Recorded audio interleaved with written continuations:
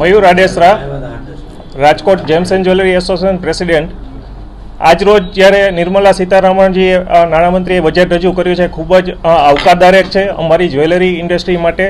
કારણ કે સોના અને ચાંદીમાં બંનેમાં ઇમ્પોર્ટ ડ્યુટી ઘટાડી અને 6% સુધી લઈ આવ્યા છે. પ્લેટિનિયમમાં 6.4% જેવો ઘટાડો કર્યો છે.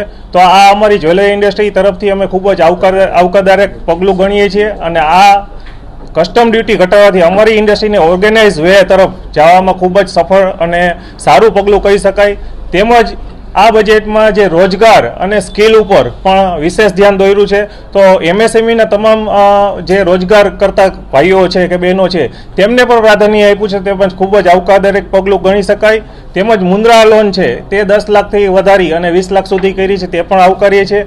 આમ એવરેજ એમએસએમઈ માટે આપણે બજેટ કહીએ તો ખૂબ જ સરસ અને સારું ગણી શકાય. ખાસ કરીને તમે જ્યારે જેમ્સ જ્વેલરી સાથે સંકળાયેલા છો, શું આશા અપેક્ષાથી જે પરિપૂર્ણ નથી થઈ એ આપ જણાવો.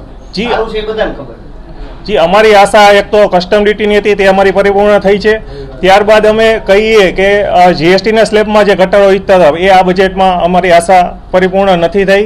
તેમજ અમે કહી શકાય કે જે એક્સપોર્ટને પ્રાધાન્ય આપવા માટે, એક્સપોર્ટનું સહેલીકરણ આપવા માટે જે એક વન વે તરફ કે વન IIBX જ્યારે ગોલ્ડ સિટી ગિફ્ટ સિટીમાં બનેલ છે તો ત્યાંથી એકમાત્ર એક્સપોર્ટ થાય એવી અમારી રજૂઆત હતી. તે પરિપૂર્ણ નથી થઈ. એ આવતા આગામી બજેટમાં પરિપૂર્ણ થશે એવી અમારી આશા છે. એવી પણ વાત હતી કે સોનાની અંદર દરેક જગ્યા પર આખા દેશની અંદર એક સરખો ટેક્સ થશે. આ જે માંગણી છે ઘણા વર્ષોથી હતી, આ પરિપૂર્ણ થઈ નથી. શું નહીં, સોનાની અંદર જે ટેક્સ છે એ ટેક્સ તો ઇમ્પોર્ટ ડ્યુટી ને જીએસટી છે એ બધું એક સરખો જ છે. પણ વન નેશન વન રેટની વાત છે એ છે. એમાં આઈ થિંક ગવર્મેન્ટ ઇન્વોલ્વમેન્ટ ન થઈ શકે. જે તે વેપારીઓ સોનાકાર ભાઈઓ છે એ થશે અને જે તે નેશનલ લેવલની બોડી કે એસોસિએશન છે એ એના પ્રયાસ કરે છે. હવે આગામી દિવસોમાં જોવાનું રહે કે શું થઈ શકે. જી, ચોક્કસથી આ ઇમ્પોર્ટ ડ્યુટી ઘટાડવાથી ગ્રાહકોને પણ નીચા ભાવે સોનું મળશે અને ગ્રાહકો જે સોનાની ખરીદીમાં જે અચકાતા હતા તેમાં આમાં ખરીદી વધશે. અને અમારે જે રાજકોટ મેન્યુફેક્ચરિંગ હબ છે તો ચોક્કસથી આપણે કહી શકાય કે રાજકોટને છે ને અને પૂરા દેશને આનો લાભ મળશે. હલો CFM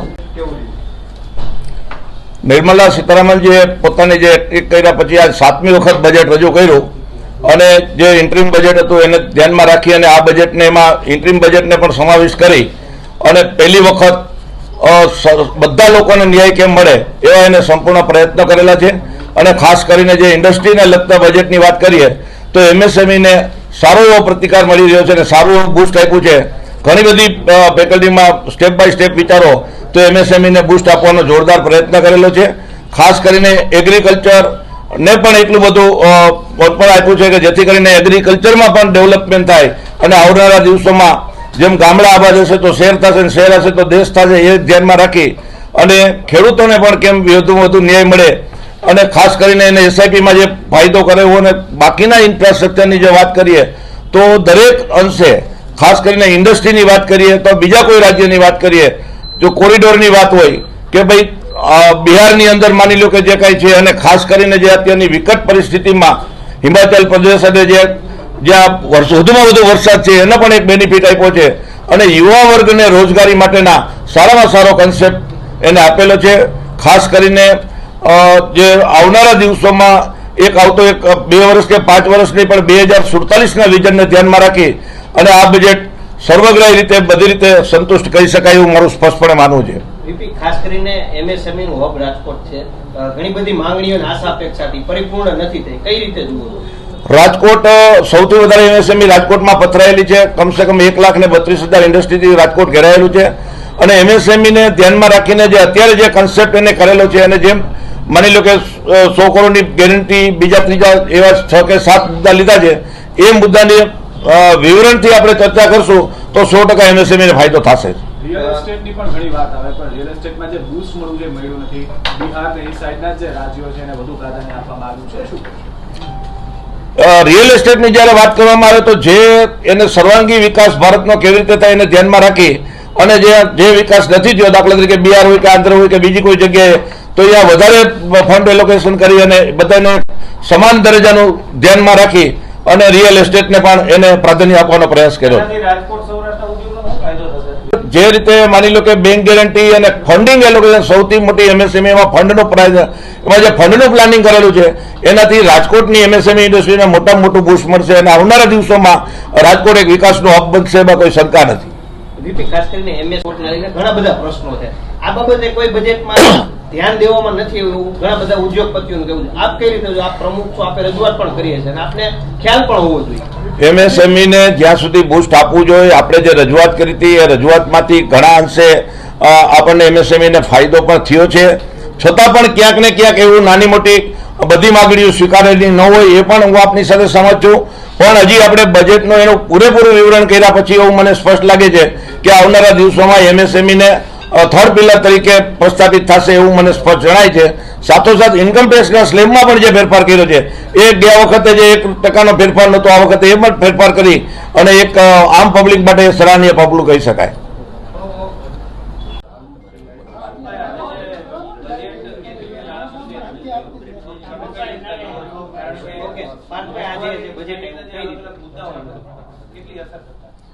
હું Parth Ganatra, vice president Rajkot chamber of commerce and industries. જેમ અમારા પ્રમુખે કીધું કે ઘણા વર્ષોથી આવા સારા બજેટની રાહ જોતા હતા, તો ઇન્કમ ટેક્સ સ્લેબમાં મેઇન ફેરફાર થયો તે સારાનીય પગલું છે. પ્લસ થર્ડ પાર્ટી ગેરંટીમાં એમએસએમઈને લોન મળશે 100 કરોડ સુધી, એ પણ સારાનીય સ્ટેપ છે. તદુપરાંત જોઈએ તો અમુક અમારા મુદ્દાઓ પેન્ડિંગ હતા તે આમાં નથી ઇન્વોલ્વ થયા એવું લાગે છે, પણ છતાંય આખું બજેટ કમ્પ્લીટ એનું આપણે કરીએ, આખું વિશ્લેષણ પૂરું કરીએ ત્યારે આ સાચો આઈડિયા આવશે. મેઇન કરીને જે અમારી ઘણા વખતથી ડિમાન્ડ હતી 43BH, એ કદાચ આમાં અત્યારે ઇન્વોલ્વ ન થઈ હોય, લીધી ન હોય એવું અમને લાગે છે.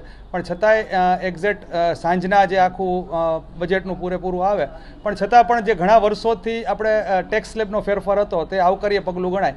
પ્લસ ખાસ કરીને જોઈએ તો જે 12 જગ્યાએ એ લોકો એક્સપોર્ટનો હબ બનાવશે, એમાં રાજકોટનું જે ઇન્વોલ્વમેન્ટ થાય તો એનાથી વિશેષ સારાનીય સ્ટેપ કાંઈ નહીં ગણાય, કારણ કે રાજકોટ સૌથી મોટી એમએસએમઈનું હબ ગણાય. તો આનાથી રાજકોટની એમએસએમઈને જે ન માગેલું એક સારું મળશે કે એક્સપોર્ટ હબ માટે રાજકોટ એક એમાં વિસ્થાપિત થાય.